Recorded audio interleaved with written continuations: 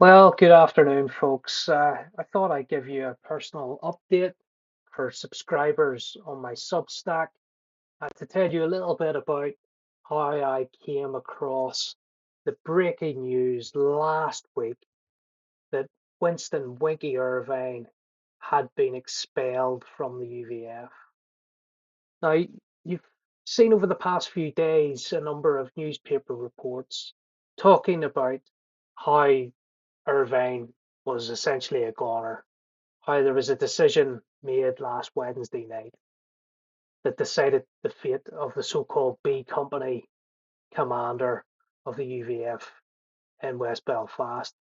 And to an extent, this came as something of a shock, especially in relation to the great and the good, the people who had, in polite and society, backed Winston Irvine, had sent all sorts of letters of recommendation and endorsement to the judge in his trial. I say trial, really, a lot of the evidence in that case was not tested because Winston Irvine changed his plea from not guilty to guilty.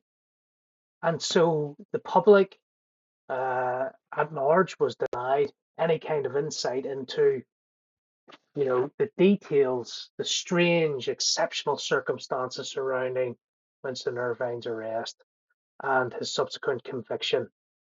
And the special circumstances, of course, extended to how Winston Irvine essentially got cut a deal by the state.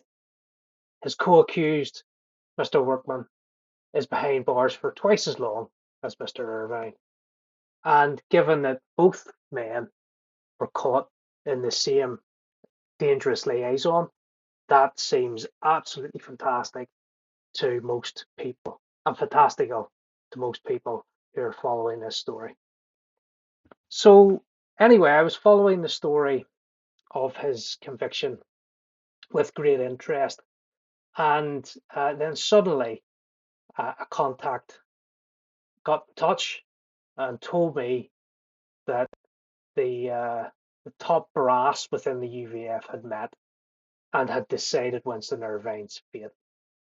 Now, generally, when I get information like that, which comes out of the blue often without, it's not exactly something that I would be sitting waiting on. I had no inkling that the UVF were moving in that direction. But nevertheless, when you get information like that, you think to yourself, well, could this be true? How would I, make that judgment?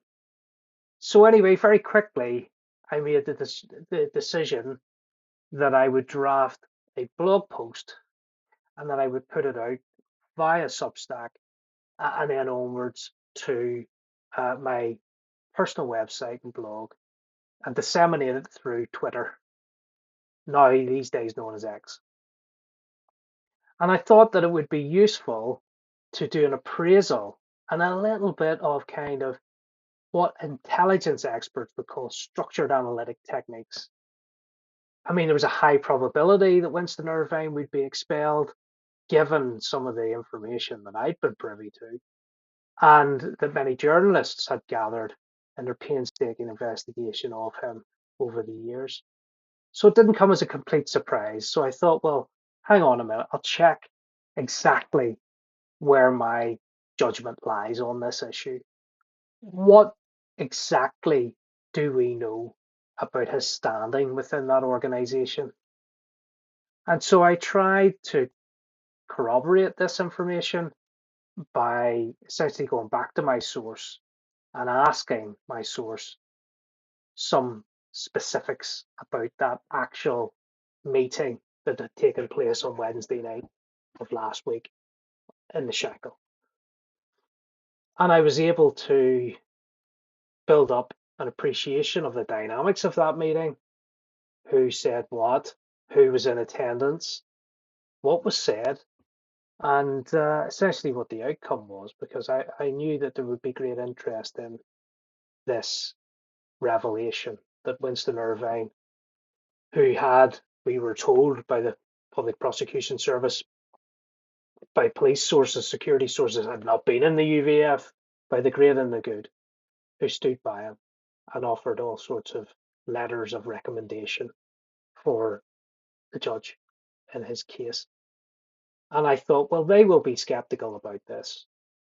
But I do have one way of testing this, and that is to speak to other sources. So that's what I did. I took into account, first of all, the context, and I judged that this was probably true, that it was likely, but maybe not highly likely, that the UVF had finally moved to expel Winston Irvine from the ranks. So what I decided to do was to check with other sources who checked with other sources, and I found that this was not universally known. And so I had a piece of information that I couldn't check because of the narrow focus of the meeting that had taken place in terms of those who had been invited along. But I knew that there was a high probability that it probably had taken place and that the outcome was something that at least I could stand by if I could triangulate the evidence. And so I waited patiently, but I put the information out. And then overnight, I talked to some sources. I sort of war gamed essentially what the different competing hypotheses might be. And then I basically settled down to see what the reaction would be. And of course, it wasn't long before the Irish News reached out to me.